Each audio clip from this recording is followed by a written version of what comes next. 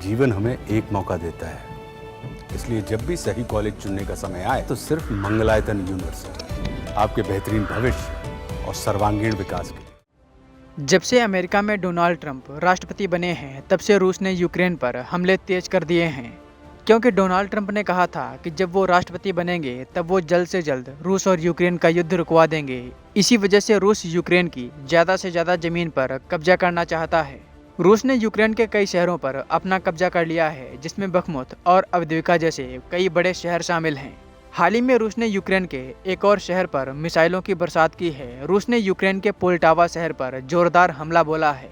इस हमले में 15 लोगों की मौत भी हो गई है और कई लोग घायल हुए हैं। रूस ने इस हमले में शहर की बड़ी इमारतों को निशाना बनाया है। यूक्रेन ने कहा है कि हमले की वजह से 22 लोग मलबे में दब गए थे, जिन्हें कड़ी मशक्कत से निकाला गया है। बता दें कि रूस और यूक्रेन युद्ध के 1074 दिन हो गए हैं और ये युद्ध अभी भी जारी है। यूक्रेन लगभग पिछले 3 सालों से पश्चिमी देशों के सपोर्ट से लगातार रूस को कड़ी टक्कर दे रहा है। यही नहीं, उसने रूस के कुर्स्क इलाके पर अपना कब्जा भी कर लिया है। हालांकि अब अमेरिका में ट्रंप के आने के बाद यूक्रेन को दी जा रही फंडिंग में कमी आई है। ट्रंप चाहते हैं कि अमेरिका के लोगों के टैक्स का पैसा ऐसे ही किसी युद्ध में न बहाया जाए। ट्रंप ने अमेरिका में इसलिए DOGE नाम का एक विभाग बनाया है, जिससे अमेरिका में एक्स्ट्रा खर्चों को कम किया जा सके। इस मामले पर फॉरेन एक्सपर्ट रविंदर सचदेवा का बयान सामने आया है। आइए आपको सुनवाते हैं कि उन्होंने क्या कुछ कहा है। ट्रंप की तरह कहते हैं कि यूक्रेन वॉर को रुकना चाहिए।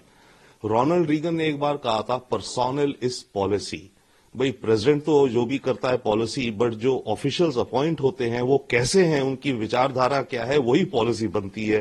तो इसका मतलब यूक्रेन में युद्ध रोकने का ये डेफिनेट कदम उठाएंगे। उसमें खास करके भारत को प्राइम मिनिस्टर मोदी का जो 1 पॉइंट प्लान है वो यूक्रेन स्टॉप द वॉर, जिसमें मोदी जी पहला राउंड डिस्कशन कर चुके हैं, पुतिन, ज़ेलेंस्की, बाइडेन, फिर ज़ेलेंस्की, फिर पुतिन। राउंड 1 पूरा कर चुके हैं कंसल्टेशंस का। अब राउंड 2 जो शुरू होगा प्राइम मिनिस्टर मोदी का डिस्कशंस का, आई थिंक उसमें एक बहुत ही स्ट्रेटेजिक रूप से भारत और अमेरिका आपस में डिस्कस करेंगे। और इस प्लान की मेरे को अब दिखता है वॉर रुकने का जो ट्रंप का इरादा है और मोदी जी का रोल, इंडिया का रोल इस वॉर को रोकने में मुझे लग रहा है कि अब अहम होता जाएगा। क्योंकि सर वॉर इस तरफ भी ज्यादा इम्पोर्टेंस कितनी है इंडिया की यूनाइटेड स्टेट्स के लिए, तो उसको लेकर भी क्या हम कोई और जो रिलेशनशिप्स हैं उनको डेवलपमेंट के तौर पर भी देख सकते हैं। और यहाँ पर मैं आपका ध्यान कनाडा वाले इशू को लेकर भी लाना चाहूंगा, तो उन दोनों पर प्रतिक्रिया। हाँ, डेफिनेटली यस। जो भारत के प्रति कनाडा का जो कैंपेन चल रहा है, हम ये कहेंगे, उसको लेकर के डेफिनेटली आई थिंक वॉर्ड्स ज्यादा एम्पैथी रखेंगे, भारत का व्यू पॉइंट समझेंगे। और देखिए, बड़े देशों में जब बड़ी अंडरस्टैंडिंग्स होती हैं तो छोटी मोटी चीज जो होती रहती है उन्हें किनारे किया जाता है।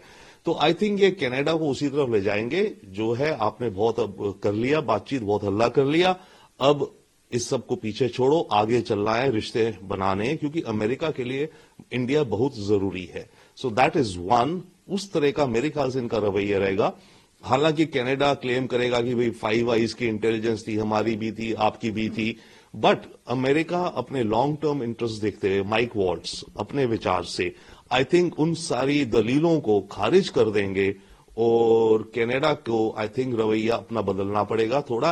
At the same time America के अंदर भी केसेस हैं भारत को लेकर के, राइट, न्यूयॉर्क के कोर्ट में है वो, चाहे हालांकि स्टेट में केस है, वो फेडरल का कंट्रोल नहीं है, परंतु फेडरल गवर्नमेंट के पास हमेशा पावर होती है कि कुछ केसेस को वो नेशनल इंटरेस्ट में डिले कर सकते हैं, उनको डाउनग्रेड कर सकते हैं।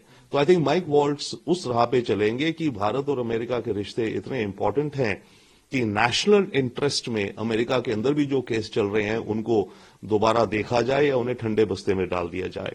और इधर सिमिलरली वो जस्टिन ट्रूडो कनेडियन सरकार के साथ डील करेंगे।